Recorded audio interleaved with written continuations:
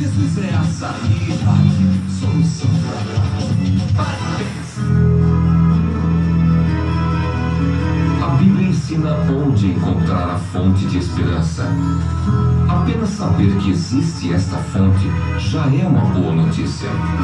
Você vai saber qual é a mensagem do Evangelho, a boa notícia de Deus.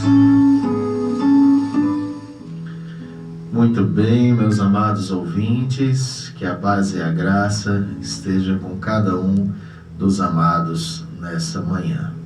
Nós vamos, nesse momento, convidá-lo a refletir em 1 aos Coríntios 1, de 10 a 13, e o tema é um apelo à unidade cristã.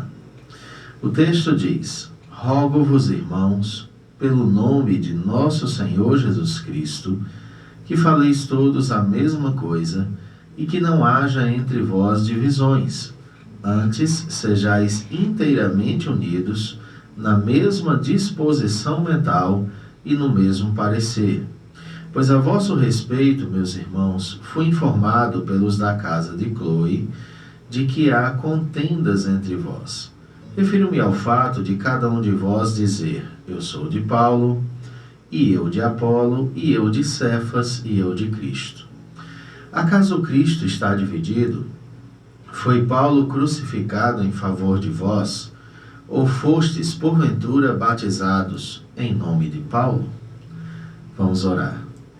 Senhor amado, muito obrigado pela oportunidade de estar mais uma vez aqui na Lages FM, trazendo a palavra do Senhor no programa de rádio da nossa igreja, programa Pare e Pense. Pedimos ao Senhor que use a mensagem dessa manhã para fortalecer a nossa fé. Queridos irmãos, certa feita, quando acusado pelos fariseus de que expulsava demônios pelo poder de Beelzebu, nosso Senhor Jesus contra-argumentou, nos fazendo lembrar que um reino dividido contra si mesmo não pode subsistir. A sua resposta está em Mateus 12, verso 25. Diz o texto: Jesus, porém, conhecendo-lhes os pensamentos, disse: todo reino dividido contra si mesmo ficará deserto, e toda cidade ou casa dividida contra si mesma não subsistirá. Apesar do contexto, queridos, deste versículo ser uma defesa contra os ataques farisaicos, Jesus nos ensina algo que se aplica a tudo, incluindo também a igreja. Se houver divisões no rebanho, a igreja ficará deserta. Eu tive já a oportunidade de pastorear em vários lugares.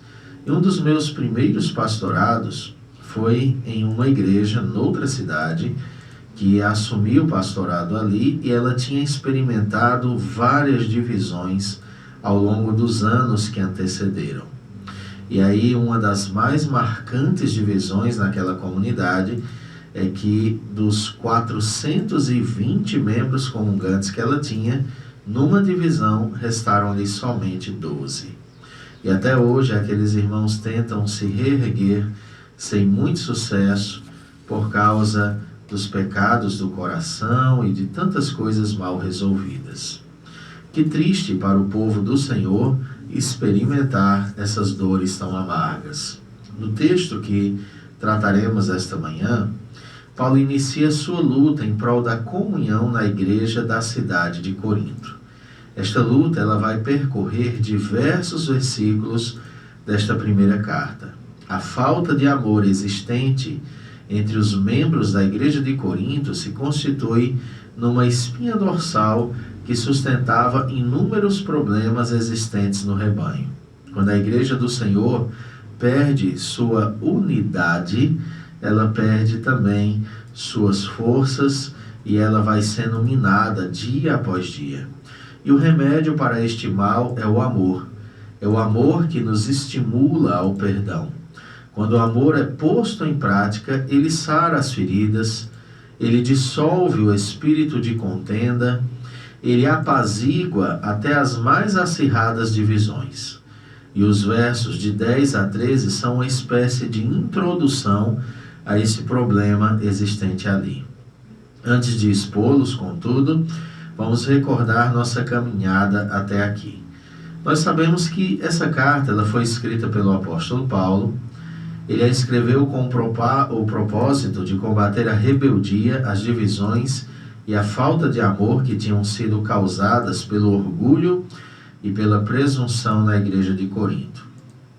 A data apontada como sendo a principal data da escrita dessa carta é o ano 55. E dentre outros assuntos, a carta trata acerca de, primeiramente, a igreja deve estar unida e não dividida.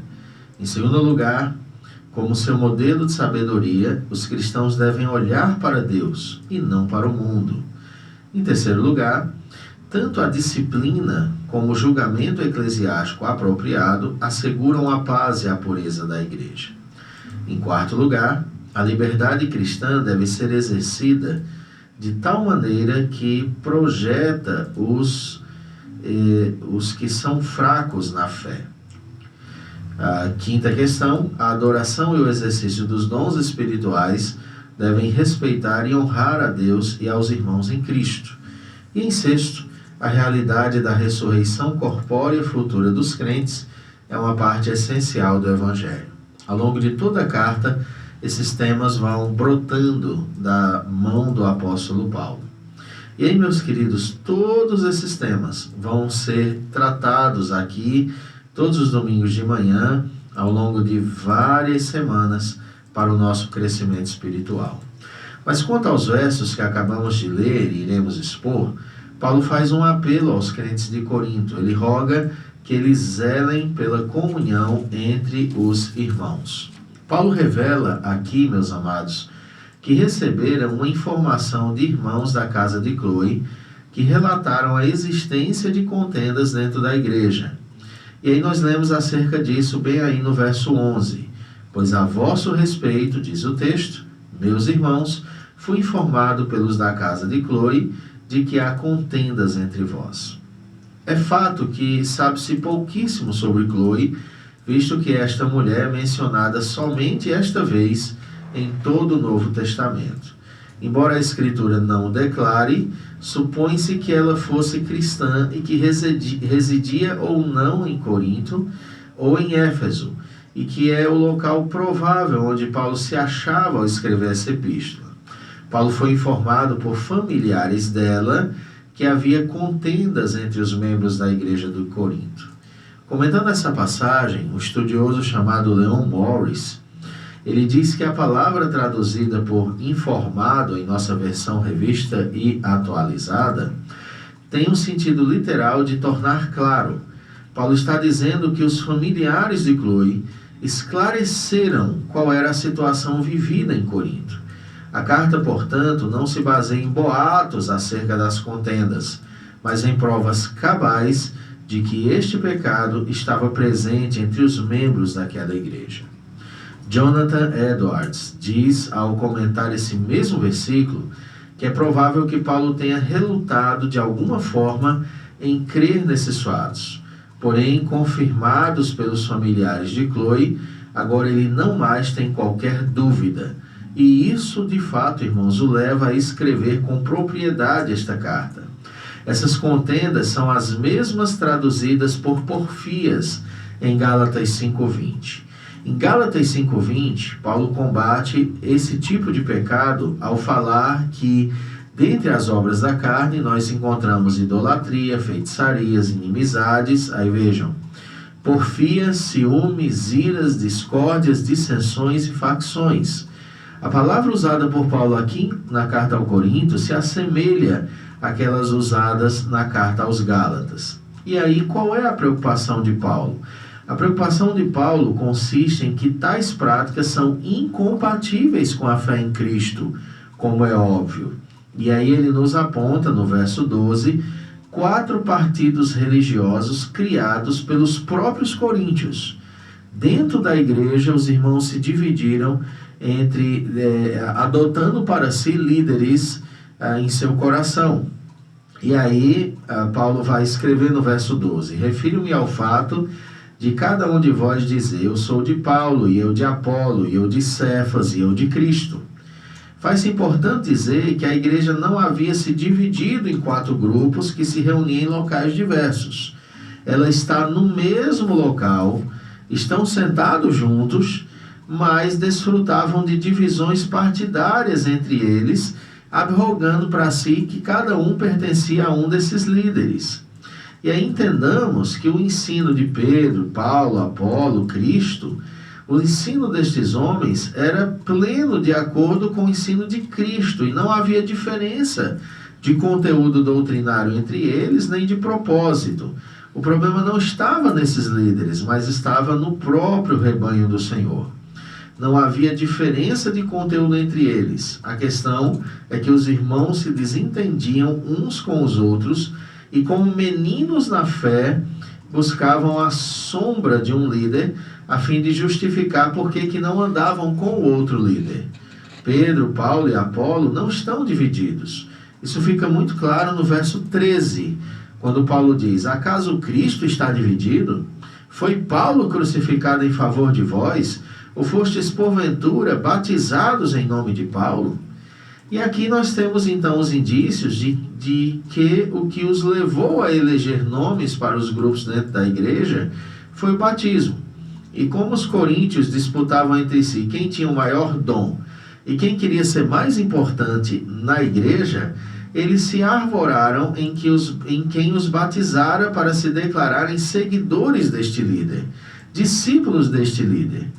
E dos 4 partidos, o mais difícil de trabalhar era com o partido de Cristo.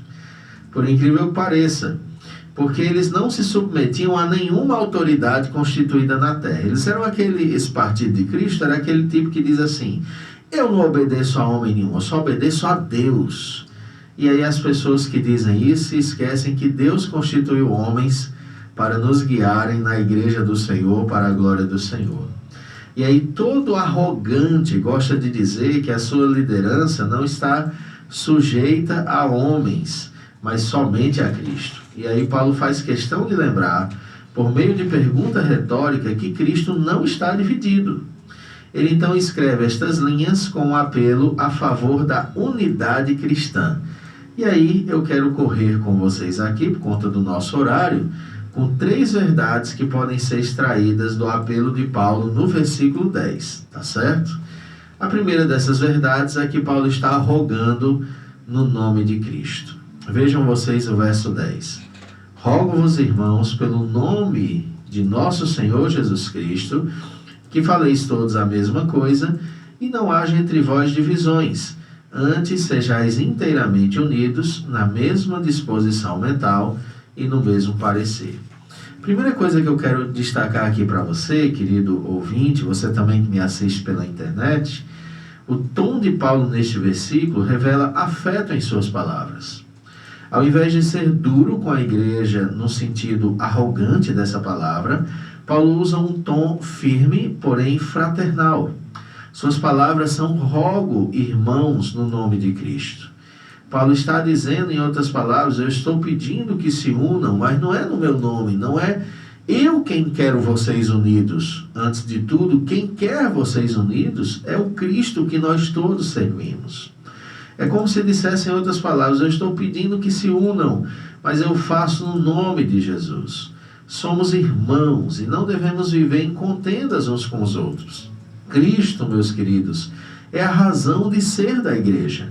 Não devemos nos dividir, já que servimos ao mesmo Cristo, e em nome de Cristo devemos nos amar, nos submeter uns aos outros, zelar uns pelos outros, e o rebanho deve submeter-se aos seus líderes, como a Bíblia ordena, desde, é claro, que a orientação desses líderes não fira a Escritura, e desde, é claro, que também esses líderes conduzam você na verdade da palavra de Deus. A segunda questão, aqui também rapidamente, é que Paulo roga para que não haja divisões. E aí nós lemos que faleis todos a mesma coisa e que não haja entre vós divisões. Esta expressão é empregada com relação a comunidades políticas isentas de facções ou a diferentes estados que mantêm relações amistosas entre si.